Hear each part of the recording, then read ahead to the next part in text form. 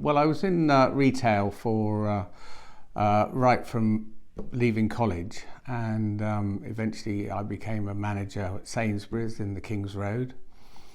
Worked very, very long hours and decided that I could do it for myself. So I bought a business in Burford called Partridges, which I ran for 7 years up until 1990.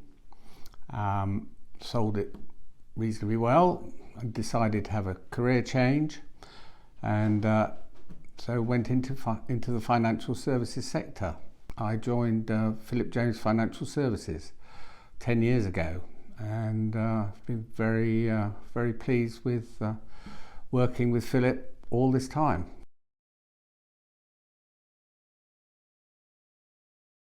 I would think trust is possibly the most important thing. Being professional, always arriving on time to see clients, always being on the end of the phone. I always tell my clients that they can get me over the weekend if they want to. I just try and be as professional as I possibly can. And now, after some of my clients have been with me over 30 years, they're very good friends, and I've got the family. The whole family is involved because they've grown up, obviously.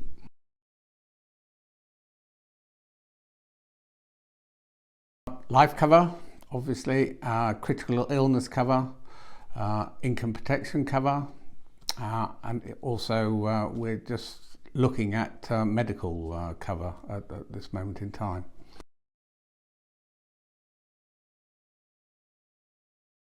One of the reasons I've been in the industry so long was, if I can just tell a short story, I met this young family in Cirencester when I first started, and she had asthma.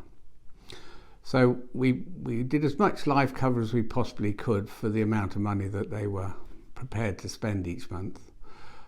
Sent off the paperwork came back, and the young lady was she was rated, which means that the premiums have gone up by the company that wanted to accept the cover. Now, she had 4 children, and and so I made her, or suggested to her, that she paid the extra premium to get the cover. As it turned out, she only paid 1 premium before she sadly died.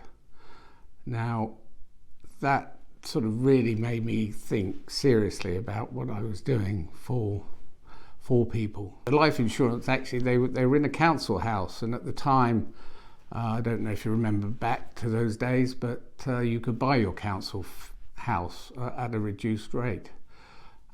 With this money, they actually bought the council house, or the husband bought the council house and had some money left over to invest as well. So although it was a tragedy in one sense, a lot of good came out of it in another sense. That's probably why I'm still in the industry today, for that one reason.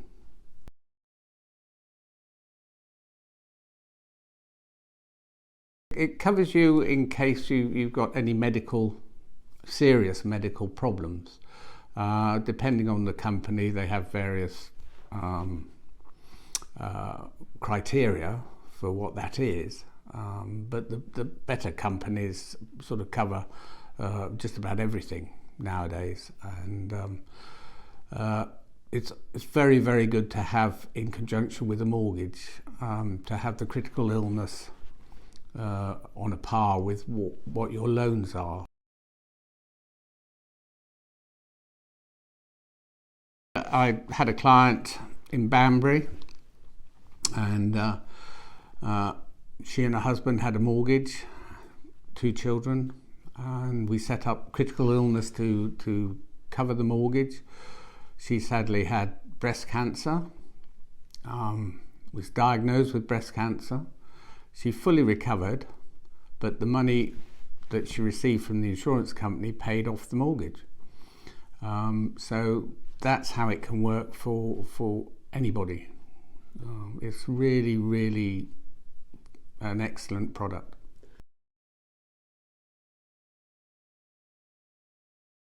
Well, critical illness covers you, like life cover covers you, on contraction of a critical illness.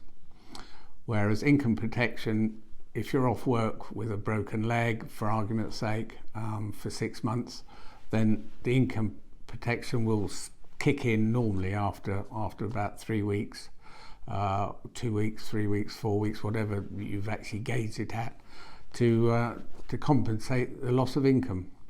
Most important for people that are self-employed and active. These are the type of people that normally I look after in this respect.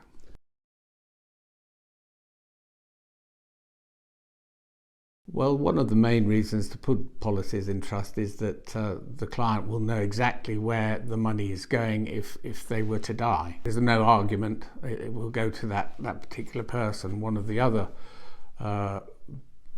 excellent things about putting a life policy into trust is to get it away from inheritance tax, so that it's not in the estate on the death of the client. Everybody should make a will if they own property or they've got children, so that they know exactly where the money after they've died is going to go. I think it's imperative that people do that. Lasting powers of attorney, possibly you don't have to do them until you're in your 50s, but certainly it is a very important thing with people living longer, getting dementia, getting Alzheimer's, this sort of thing. If you've got lasting power of attorney set up, it can be set in motion now for health reasons or for financial reasons. I enjoy meeting people. I always have. I just think that I'm helping people most of the time, 99% of the time. So I just think it's a great life.